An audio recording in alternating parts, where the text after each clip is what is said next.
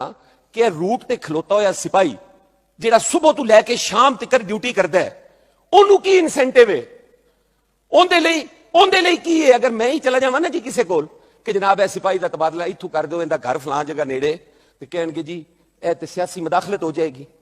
उस सिपाही के तबादले ते सियासी मुदाखलत है, ते आई जी जेड़ा सीएम की मर्जी नाल लग रहा है। 6-6 आई जी तब्दील हो रहे हैं, एक सिपाही का तबादला नहीं हो सकता, जी नहीं जा सकता है। साडे SOPs ने 5 साल बाद जाएगा।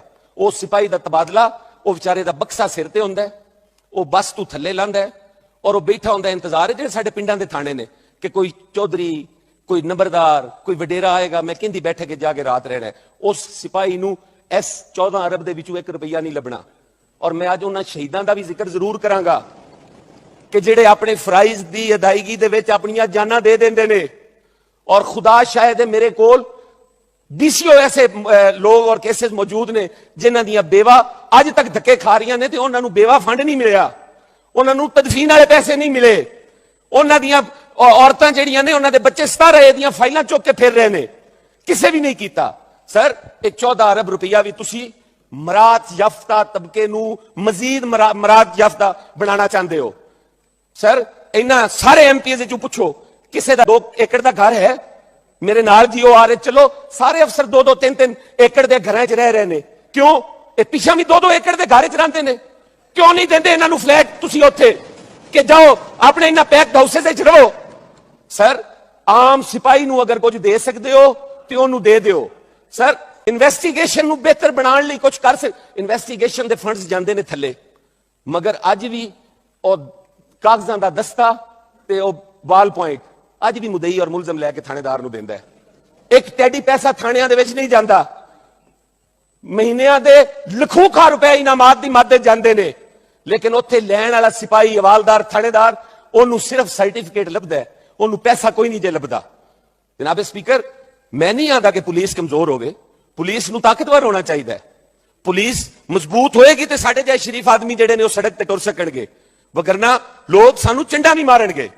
लेकिन सर तुसी उस तबके नूं मुराद दे रहे हो जिहड़ा तबका अगे गोडे गोडे फसिया पिया मुराद दे विच। लेकिन खुदा दी कसम सारे लेबर करते हैं, सारा दिन मजदूरी करते हैं, मगर जदों भी ब्यूरोक्रेसी कोल जांदे ने बिजत होके वापस आउंदे ने। मनना नहीं इन्हां ने, लेकिन हुंदा है ही है। जनाब स्पीकर, मेरी गुजारिश है, मेरी मुअद्दबाना गुजारिश है कि ए पैसे जिहड़े ने इन्हां नूं ना दिओ।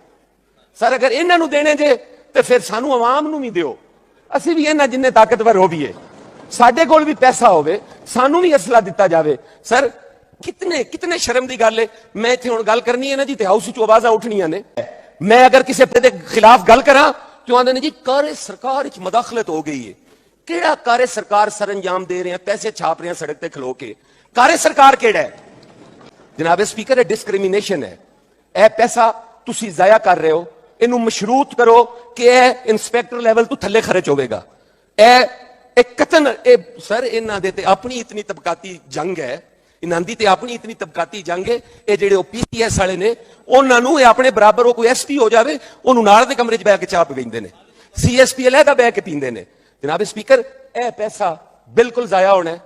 मैं लीडर ऑफ द हाउस नूं भी गुजारिश करांगा कि जनाब इस पैसे नूं जाया ना करो, इनू आवाम की फलाह ते लाओ। इंस्पैक्टर लैवल तो थले उस तबके नूं वाकई मुराद की जरूरत है। उन्हां दे बच्चियां लई कोई वेलफेयर नहीं है, किसी जगह ते पुलिस वेलफेयर का स्कूल नहीं है, किसी जगह ते कोई पुलिस वेलफेयर स्कूल वैन नहीं है, किसी जगह ते कोई पुलिस का हॉस्पिटल नहीं है, किसी जगह ते कोई पुलिस की कॉलोनी नहीं है। जनाब स्पीकर, उस तबके नूं जरूरत है, और वो भी पुलिस है, साडी पुलिस है, साडे वो बच्चे ने।